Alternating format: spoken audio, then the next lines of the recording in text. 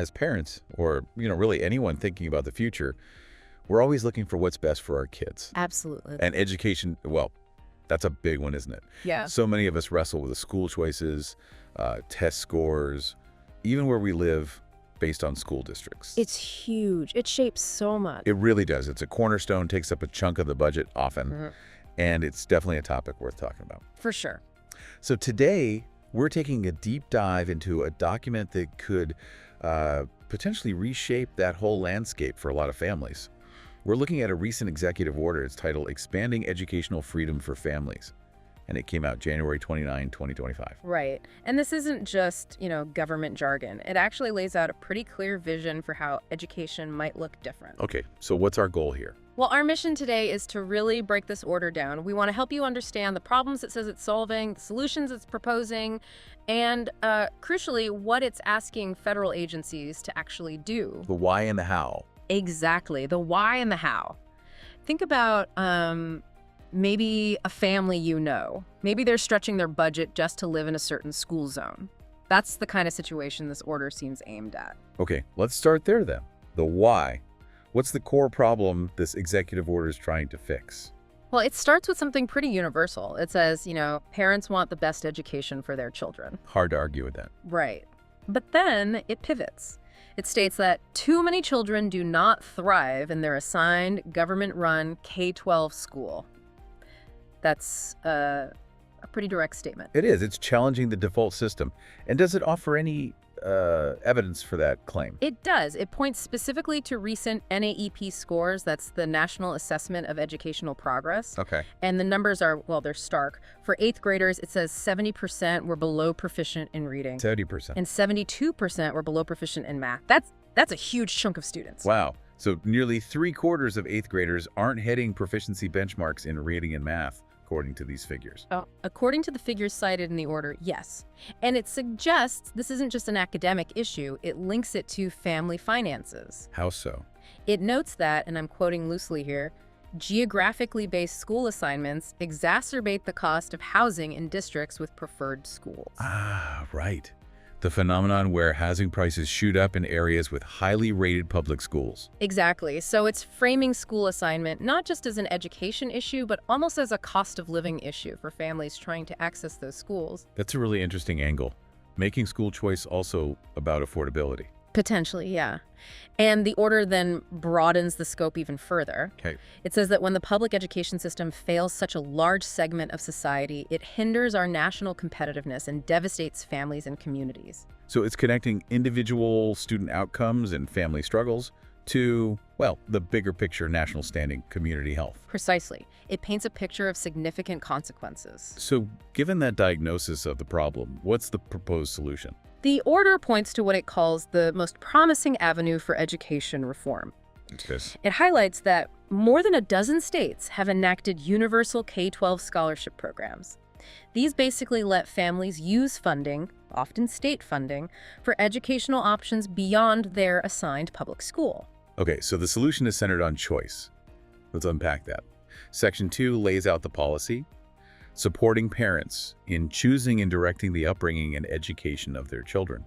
What does educational choice or education freedom really mean in the context of this order? Fundamentally, it means shifting the decision-making power. Instead of the government assigning a school based on address, the family chooses the educational setting they feel is best. And these scholarship programs are the main mechanism. That seems to be the primary model highlighted, yes. The idea is the funding follows the student to their chosen school, which could be private, faith-based, charter, maybe even another public school. Okay. And the order also suggests this does more than just help the families choosing alternatives. It talks about competition. Right. That's a key part of the argument.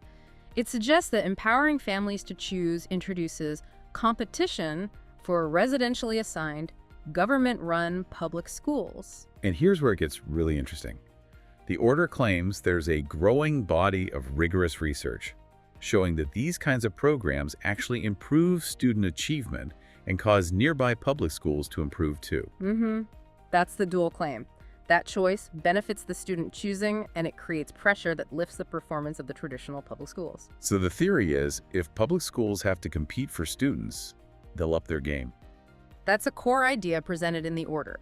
that the need to attract and retain students will drive innovation and improvement within the public system itself.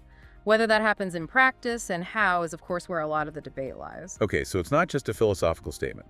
This order actually directs federal agencies to take specific steps. It has teeth. It does. It sets out concrete tasks and deadlines. Let's break those down. Who's doing what? Let's start with the Department of Education. All right.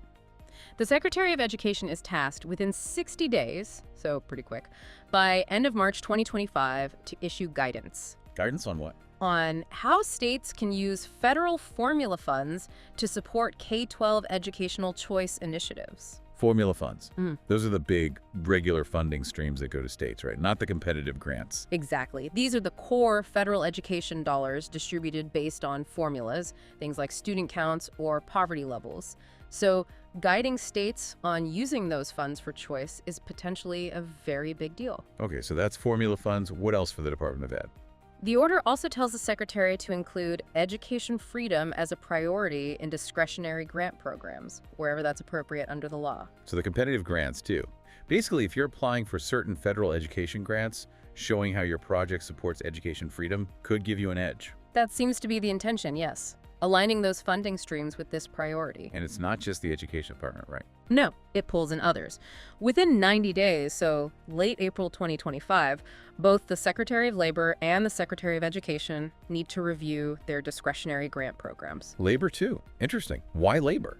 Well, they need to figure out how their grants could be used to expand education freedom for families and for teachers. So it might involve looking at workforce development, teacher training programs, things like that. Okay, kind of a whole-of-government approach within certain departments. Yeah. What about HHS, Health and Human Services? Yep, they're in it too.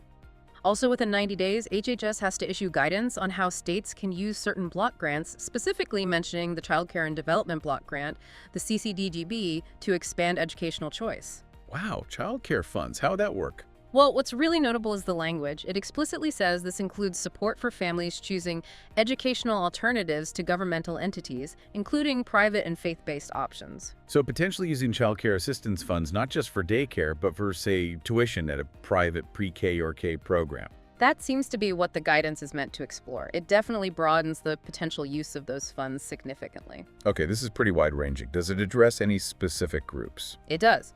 Two specific populations get called out. First, military families. Makes sense. They move a lot. Exactly. So within 90 days, the Secretary of Defense has to review how DoD funds might be used by military families for school choice, private faith-based charter schools, starting in the 2025-26 school year. Okay, so direct support for military kids' choices. And the second group? Children eligible for Bureau of Indian Education or BIE schools. Right. Similarly, the Secretary of the Interior, again within 90 days, needs to look at mechanisms for those students to use federal funding for options like private, faith-based, or charter schools, also aiming for the 2025-26 school year. And I think that part also required reporting on BIE school performance. Yes, that's right. Report on current performance and identify nearby options. It's a clear focus on providing choice within underserved communities that rely on BIE. Okay, so a lot of directives aimed at leveraging existing federal funds and programs. But like any government doc, there's usually some fine print, right? Section 8, the general provisions. Absolutely, and these are important caveats. First, the order states implementation must be consistent with applicable law. Meaning? Meaning it can't override existing laws passed by Congress. Agencies have to work within the current legal framework. Okay, that's a constraint. What else? It also says implementation is subject to the availability of appropriations. The money question. Congress holds the purse strings. Precisely. The president can direct agencies to prioritize and plan, but if Congress doesn't actually allocate the money or restricts how existing money can be used, these plans might not fully materialize. So executive intent meets legislative reality. Got it. Any other key caveats? Yes, there's a standard but important clause stating that nothing in the order is intended to create any new legally enforceable right or benefit for any party against the government. So reading this order doesn't suddenly give a family a legal right to demand, say, a specific scholarship from the federal government. Correct. It sets policy direction and tasks agencies, but it doesn't in itself create that individual legal entitlement. How these policies translate into actual accessible options for families will depend on the guidance issued, state actions, and critically funding. Okay, that makes sense. It's a policy push, a directive to explore and facilitate, but not an automatic guarantee of a specific benefit. Exactly. It lays the groundwork, but the structure still needs to be built, largely at the state and agency level, and funded. So let's recap. We've dug into this expanding educational freedom for families executive order. It identifies problems like low test scores and housing costs linked to schools. Right, and it proposes educational choice, powered by mechanisms like scholarship programs and fueled by competition as the primary solution. And it tasks a whole range of federal agencies, education, labor, HHS, defense, interior, with finding ways to use their existing funds and programs to support this vision. Aiming to support state efforts and open up alternatives like private and faith-based schools, with specific attention to groups like military families and BI-eligible students. It's a significant push towards parental choice, using the levers of federal funding and guidance. Definitely, a potential shift in how federal dollars influence education options across the country. So as we wrap up, this whole deep dive leaves us with a thought for you, our listeners. As these directives potentially start to take shape, how might these shift in funding and the focus on choice impact your own community, your local schools? And maybe think about the role you see parents playing in this evolving landscape. What does directing the upbringing and education of your children look like in this context? It's certainly something to watch unfold in the coming months and years. How agencies respond, how states utilize any new flexibility, and ultimately what it means for students and families on the ground. Lots to keep an eye on.